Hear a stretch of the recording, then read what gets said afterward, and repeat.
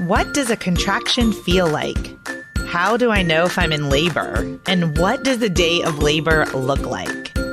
Wait, is this normal? Hey, I'm Heidi. My best friends call me Hides. I'm a certified birth doula, host of this podcast, and author of Birth Story, an interactive pregnancy guidebook. I have supported hundreds of women through their labor and deliveries, and I believe every one of them and you deserves a microphone and a stage. So here we are. Listen each week to get answers to these tough questions. Birth Story, where we talk about pregnancy, labor, deliveries, where we tell our stories and share our feelings.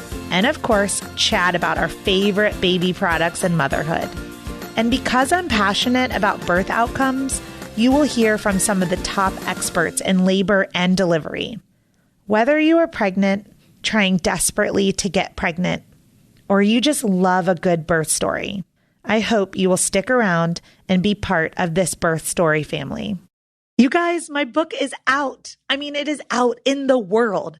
I cannot believe it. I have been writing it for several years, and it's just mind-blowing.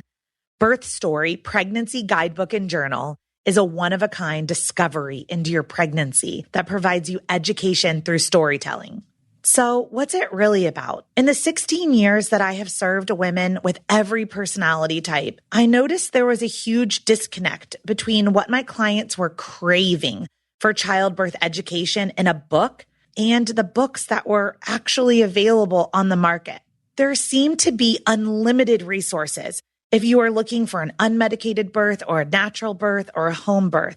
But there just weren't a lot of resources for my clients who were part of the 92% of women birthing in a hospital and very much open to medical interventions like an epidural, nitrous oxide, and opioid medications. So I wrote that book to fill the gap for you. Week by week throughout your pregnancy, you will engage with material meant to educate and empower you as you plan for your own birth story. Hospital, medicated, unmedicated, or something in between. You are welcomed each week with a postcard from the womb, which is an adorable note from your baby about their miraculous development, as well as the amazing changes occurring within you. Then you are invited to use an uplifting birth affirmation and to respond to an introspective journaling prompt to document your feelings, curiosities, and wonders every single week. With room to memorialize your own birth story, this book will become a memory keeper and a legacy gift for your baby. You are encouraged to read one of my favorite birth stories each week, filled with childbirth education, tidbits, and explanations of important medical terms and procedures. These are real-life accounts shared with permission from the births that I've attended during my career as a doula. And I gave you a great mix. In the 42-week guide to your pregnancy and 42 birth stories, 7 of them end in cesarean section. About half are unmedicated and the other half are medicated deliveries. This is a judgment-free book. So take what you need from each element and leave the rest. Okay, are you ready to buy? I would love for you to go to birthstory.com and buy it directly from me. But I totally get it if you're an Amazon girl. You can head to amazon.com and just type in Birth Story Pregnancy, and the book should pop up. I'll deliver it straight to your doorstep. And I would venture to say that you might be an audiobook kind of woman because you're listening to a podcast. So if you would prefer to listen to this book, then I have recorded it and it is available for download at audible.com or on your Audible app. Thank you for being part of the Birth Story community. I am so excited for you to have this book in your hand once you've purchased it and it has arrived. I hope that you will give me your thoughts and feedback, and don't forget to take a selfie with your book and post it on Instagram and tag at Birth Story Podcast. Let's start with elimination communication. Again, how in the world did you learn or hear about this? Well, I had done a home birth Q&A or some kind of pregnancy Q&A thing on my YouTube channel. And somebody wrote in the comments, well, hey, since you're planning on all of this natural stuff, have you heard of EC? You should look into it. and I had never heard of it before. And I looked into it and just enough to know what it was, which is basically infant potty training. And I was like, oh, wow, that's crazy. That's cool. And so I like looked up the hashtag on Facebook or Instagram, and I saw posts of, oh, my baby is 5 months old. He's only ever pooped in a diaper 3 times in his life, or just mind blowing stuff like that. And pictures of tons and tons of pictures of babies on toilets and babies on potties and in arms holding them over the sink. And I was like, okay, this is actually a thing. And so I bought the book and I planned to Wait, what's it. the book? What's the book? I bought Go Diaper Free by Andrea Olson. Okay. And now I am a certified Go Diaper Free coach, an EC coach. So I run support groups here in San Diego. Anyways, so I meant to read the book and to do all this research, and I never got around to it pregnant. So whenever Griffin was born, I just read the newborn sections, like a chapter, and we just winged it, and it worked. Like he was a couple days old and we just started we started holding him it's called the classic EC hold. So you hold them underneath their knees so that they're in like a deep squat position and they're facing away from you. So their little body is right on your chest and their head is kind of in between your breasts. Their back is on your chest and you just hold them there over some kind of a receptacle. Like I had this small little potty that I would use because I was still in bed. And then, or if my husband or sister took him, like they would just do it over the sink because an exclusively breastfed baby, there's no waste in breast milk. So the poop can just get rinsed down the sink and it's totally like benign. Not a big deal. At least it wasn't for me. And so, yeah, we started just doing it at diaper changes. And it was awesome because I was noticing in the beginning, every time I put a clean diaper on him, he would go to the bathroom in it right away. And that's totally normal because, yeah, I took the diaper off. So then he was like a little animal, like, oh, now is the time to go to the bathroom. It's like you take the dog out of the kennel. Like they don't want to soil where they're eating or sleeping. It's the same for a baby. Babies are so smart. And so it just worked. And I never even did all the research. I never did all the naked observation time, which is recommended to do in the beginning, like where you watch your baby naked to see how long, has it been since he's eaten, napped, woke up, whatever. I never did all that stuff. I offered off intuition and at regular intervals or at natural rhythms, just like you or me. Like whenever you wake up, you usually go to the bathroom before you do anything else. Or whenever you get out of the car, whenever you come out of a baby carrier or out of a car seat. So it was just really easy. And the first time he peed on command, basically for us, it was like, oh my God, oh my God, it worked. Cheering. And then the first time he pooped, I was like, oh my God, I just saved a diaper. And it was awesome. So it just became super addicting. And I just started offering it regularly, at every diaper change and at wake ups. And because I don't have any other children that I've, period, that I've full-time diapered, this was just what was normal for us. And yeah. And it didn't seem like a lot of extra work because I was not cleaning poop off a baby, which that seemed like extra work. Whenever that would seldomly happen, it was kind of like a big deal. It's like, oh, just run the bath, just put him in the bath. And so now he's 13 months, almost 14 months, and he poops in the toilet on his toilet seat reducer every day. Twice yesterday, once this morning before his nanny picked him up, and it's really great and it's just so easy. We're almost ready to stop using diapers. Yeah. So we have these little training underwear, these really cute little toddler underwear that have a little bit of extra padding in the middle. And yeah, he still pees in a diaper maybe 40% of the time because he still does wear a diaper all the time. Now there's different levels of EC you can do. You can do it part-time. You can do it full-time. You can do it during the night. We don't do it during the night. We just let him pee in his diaper at night. But yeah, it's definitely not an all or nothing thing. You can do it a little bit or a lot, whatever works for your family. And it's really awesome. And it's given us a totally new level of respect for our kid. He's just so grateful to not be shitting his pants. Seriously, who wouldn't be? He looks at you and he's just so happy, and so proud of himself. It's a great feeling. I love it. Well, I was going to share with you, Gracie. So I was just volunteered in an orphanage in Uganda a couple of years ago, and then in South Africa in 2009 and 2010. And at the orphanages in Africa, everyone is elimination communication because Yeah. there were no diapers. It wasn't just an environmental footprint or I can't afford it. It was like they weren't available and they weren't accessible. And so the kids just kind of walk around. Some of them are naked and some of them have a t-shirt on and no pants. And then when I say walk around, I'm like, most of them are still crawling around, but they just, Yeah. what we would call like nannies or whatever. But the workers at these orphanages would just hold the baby out, like kind of over the bush or the grass. And then they would go to the bathroom and then would bring them back to their chest.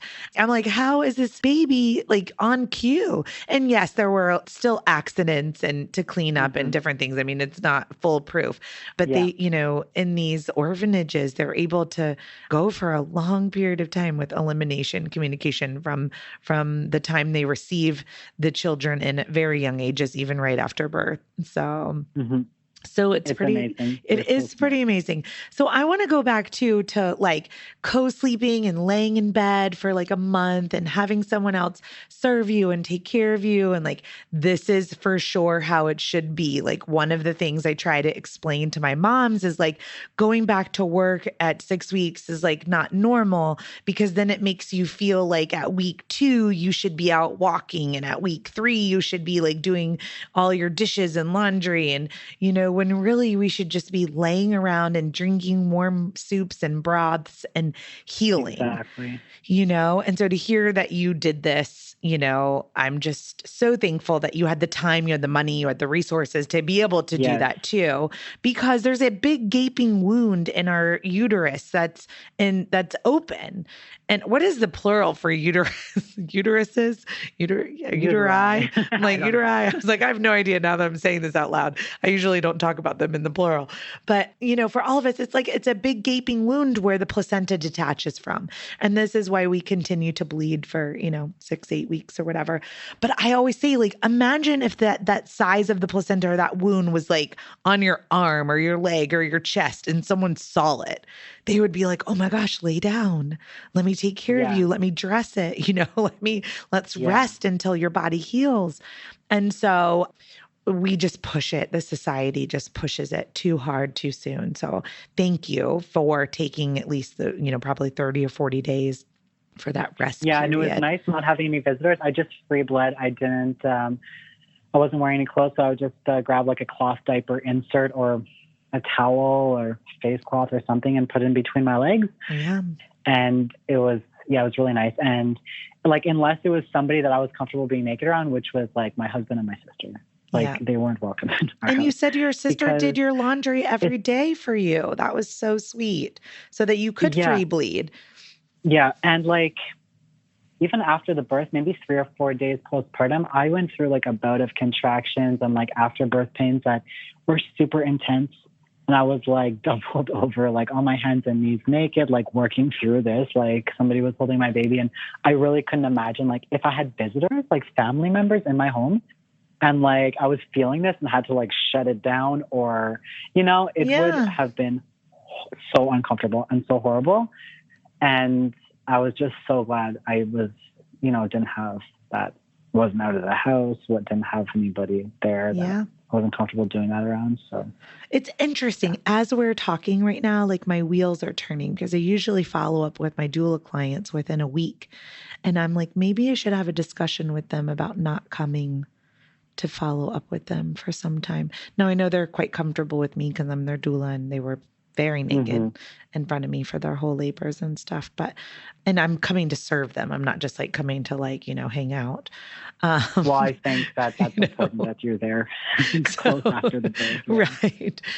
But it's still got my mind thinking like, am I a distraction and I would be better served, or am I doing enough of caring for the moms within that first week? Because you don't want to disturb a mom, but yeah, so I'm going to think about that a little bit more. And so let's move on to part of that, and that resting and laying in bed is co-sleeping. So let's just hear about what your version of co-sleeping looked like with an infant, looks like now, with a 14-month-old and being pregnant. So just share with me kind of what your co-sleeping journey is. Well, I knew that I was going to co-sleep right from the start. We never bought a crib or anything. So as soon as Griffin was born, he just cuddled up to me, and I started nursing right away. He started nursing right away, and I knew that just on the breastfeeding note, like I knew like a lot about breastfeeding, like probably a lot more than most new moms. Like I knew that there wouldn't be milk in the beginning, you know, all he needed was a couple drops of colostrum, but that he just to keep putting him at the breast, any chance he was awake, just keep putting him at the breast. And then, you know, that would make my milk come in a few days later, and it did. Yeah, so we just cuddle up next to each other. I'd lie nurse. My sister, who has a 3-year-old son, Aaron, the firstborn triplet, she gave me some FaceTime lessons on that. And yeah, once I figured out how to nurse lying on my side in bed, it really made it easy. And so whenever he was really small, he mostly had his head on my arm, because you're always wondering, well, what do I do with that arm? You know, that's like, Right. Where does it go to, you know, whenever you're lying on your side. So I always had a really good pillow to support my back. I would shove it underneath my back so I could let my weight fall back on it, roll back onto it, and I would be supported there on my side. And his head would be on my arm, and, you know, he would nurse and he would fall asleep like that, and I just wouldn't move him, and he would just stay like that. And then as he got bigger, my arm like ended up on top of his head on the bed, you know, but he was always in that same little nook, me lying on my side, kind of protecting him, like around him. And we always slept with blankets in our bed. It just felt right to me. I kept him down a little bit lower, and I would wear a long sleeve t-shirt that I would crop really high so I could like easily have breast access for nursing, but that my shoulders were, you know, not getting cold. And I kept him naked, just like always doing skin to skin. And then as he got bigger, I started dressing him at night, like not long ago, actually, like once he like kind of started crawling around and sitting up a lot and was able, and yeah, because then he just wasn't under the blankets anymore ever. He was always somewhere else. And we made this huge family bed recently. We ditched our bed frame and put the king size mattress on the floor, and then got a queen, the matching mattress, like the same height. So there's a king and a queen on the floor, and they each have like their own set of sheets. And it's a wall-to-wall bed, and it's awesome. And especially now that he's bigger and he like, you know, sleeps the opposite way in bed, and I can get away from him and get a little bit more sleep. They've and always got really their great. feet in my mouth. I'm like, what is happening here? And so anytime he wakes up, I just nurse him back to sleep. And at the time, that's just like us going to sleep together with him watched. I went through a time at the beginning of my pregnancy where it was really hurting a lot to nurse, and I just, it was a huge thing. I night weaned him, and I did that for 3 weeks or a month, and it was great at the time. I kept him still beside me, and I would just comfort him back to sleep or give him a bottle of some other kind of milk, goat's milk or something. But then as the nursing aversion left, I just started nursing him again throughout the night. It was just easier. And now my milk is gone, but we still nurse throughout the night. And sometimes, actually, it hurts a lot and it's pretty uncomfortable, but whatever. I'm a pretty tough chick. Yeah, So I'm like, yeah, just a power lifter, competitive. No, but dry nursing is, you know, really where we remain the pacifier, even when the milk is dried up. And so I'm assuming did your milk dry up soon after you became pregnant? Yeah, it happened around week 10 or so. Like my letdowns were getting shorter and shorter. Like I used to be able to feel my letdown or hear him gulping for like a solid minute. And then they became like really short, like maybe 5-10 seconds. And then maybe 3 weeks ago, I was just not having any more letdowns. And whenever I hand express, there's like just a couple drops that comes out. But yeah, so I'm really just using nursing now as a tool to put him to sleep, the dry nursing. Yeah. And he's really not super interested unless he really needs to be comforted. Apart from that, he's, you know, drinking a lot of water and eating snacks. So yeah, I'm mostly just using it for nap times and bedtime right now, which is great. Which is I know. Working really good. I love it. I'm like, we were born with built-in pacifiers. We didn't have to buy them. But yeah, I didn't use a pacifier on Griffin. I was like pretty dead set against it. And so I didn't buy any. And I just knew that he had to have my nipple in his mouth at every waking moment whenever he was an infant. And that's how we were going to have a successful breastfeeding relationship. There was not going to be timed or, scheduled like feedings. It was, if he was awake, he would be nursing, or I would have it on demand for him. And then maybe like every 30 minutes after that. So I was already going into it with that understanding. So it was really not shocking to me that he wanted to nurse all the time or that he would nurse all the time. I mean, it was shocking to extended family members, like maybe on my husband's side, like at Christmas. Oh my God, he's just always eating, or he's always hungry. The baby. Right. Like, yeah. No, And, he's like suckling and he's soothing and he's calming and he's drinking, yeah. here and there. So, well, this earlier in our conversation, I said I would circle back to this, but one of the hardest parts of my job is the culture that we live in, right? And every client I have doesn't have, these cool radical views of co-sleeping and nursing, around the clock. And so one of the things as a doula is preparing moms for those first 6 or 12 weeks, right? Because most everyone is coached on kind of like this timing and, your baby has to eat every 2 to 3 hours or kind of, even on demand. But and then how tired they are. And we just kind of perpetuate this like, oh, I'm so tired and I'm waking up and it's so hard. And it is so hard. And we are waking up and it stinks. But I cannot say it over and over again. If you lay in bed and you rest and you nap and you sleep and you co-sleep and you nurse on demand, like you will not be that tired. You're not going to feel like you're hurting. I'm lying next to him ever since the day he was born. So that sometimes I sleep. Sometimes I'm just screwing around on my phone the whole time. Sometimes I watch a TV show. Now, sometimes I'll sneak away from him, once in a while, but 95% of the time I'm lying in bed next to him. And that's okay. Number one, I can nurse him back to sleep anytime he stirs or tries to get up. So we're not having hour naps. We're having 3-hour naps. And okay, I'm like very lucky that I can, afford to do this, that I'm here with him. Anyways, like I can't put my baby down, but it's like so normal. Like your baby does, they want to be with their mom. And if you try just napping with them, they will sleep. Yes. And you'll be able to be rested.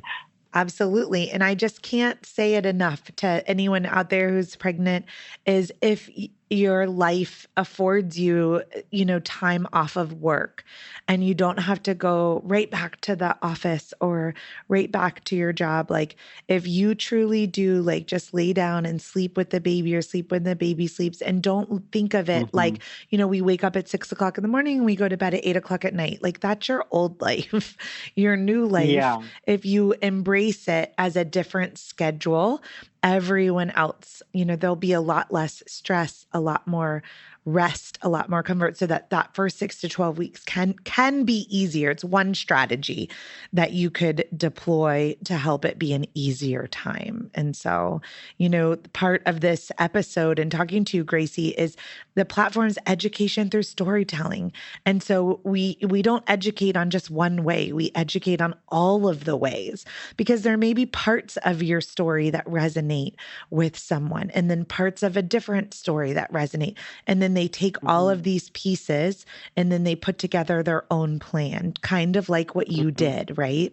You put together your own plan by taking little bits and pieces from your mom and your sisters and your family and your Instagram and your people in your community. And then you made, Gracie Davis's, this is how I do pregnancy. So that's the encouragement for the listeners today is just listen to all the different things and then figure out what's right for you, your body, your baby, and then make those decisions. And then one thing we just didn't touch on too much was just community nursing. And so let's just talk about it for 1 second, just to let's get the stigma out of there, right? Like breast milk is breast milk. In my community, we actually, in Charlotte, North Carolina, there's a lot of breast milk sharing. And so I think that that's one step in the right direction is that we are very open to donating our breast milk and sharing our breast milk with others whose supply might be low or they may have gotten sick.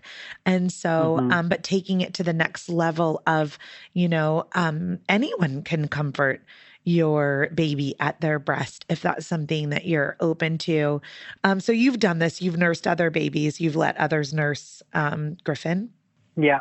I mean, it just feels right to me. And because, he didn't take a pacifier, if anybody could give a nipple, even my husband in the first couple of days would just dry nurse him, and because he would just latch onto anything, Yeah. He didn't care. And it was nice. And I have a friend here who has low supply, and when I was still producing milk, I would nurse her son so that she could save her donated breast milk, Yeah. And anytime I would see him, I would nurse him, and yeah. And then before we go, I always ask moms, what's your favorite baby product? Well, we've been using these bamboo diapers since Griffin was a newborn. And we do EC, but we still, like I said, we still use diapers. These are awesome. They are super fast biodegrading bamboo diapers. The brand is called Diaper DYPER, and it's Get Diaper on Instagram. And I'll send you a link for your show notes. Delivered to your door once a month diaper service. So these are made from bamboo. They're super soft. They are 100 times softer to the touch. They are, no chemicals, no dyes, no glues. Pretty much the crunchiest disposable diaper that you can find out there. I love them. And so they have all different sizes. You pay about $65 a month, and you get never too many. It's like a never too many, never not enough. Something like that. No, exactly. You know what I'm trying to say? It's always the right amount. And if you run out or if you're running low, they'll send, diapers will show up within 4 hours to your door. It's like an SOS service. It's a really great thing. I think the usual time is, hundreds of years for a normal disposable diaper to break down in a landfill. And these diapers, I'm pretty sure it's between 50 to 70 days. I forget the exact number of days, but it's pretty amazing how they've designed them. And we love them. And there's a wet strip on them, which makes doing EC super, super easy than without the wet strip. So you can see if he's already peed or not without having to feel the diaper. And that's nice. So we love them. And now Griffin is in their pull-ups. They have pull-ups, and he's using those at night because he pees a lot during the night. So we love them. That's my favorite baby product. All right. Well, I like that you were they're the super crunchiest, and I like that they break down so quickly. So if anyone listening is interested in learning more about Diaper, DYPER, we'll link it in the show notes so that you could put an order in. Gracie, thank you so much for sharing your story and being on the Birth Story podcast. And I just am a big fan, and I love women that use their voice no matter what their platform is. And I love watching you use your voice. So thank you. Thank you, Heidi. Thank you for having me.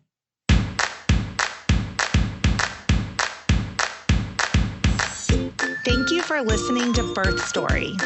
My goal is you will walk away from each episode with a clear picture of how labor and delivery might go, and that you will feel empowered by the end of your pregnancy to speak up, plan, and prepare for the birth you want, no matter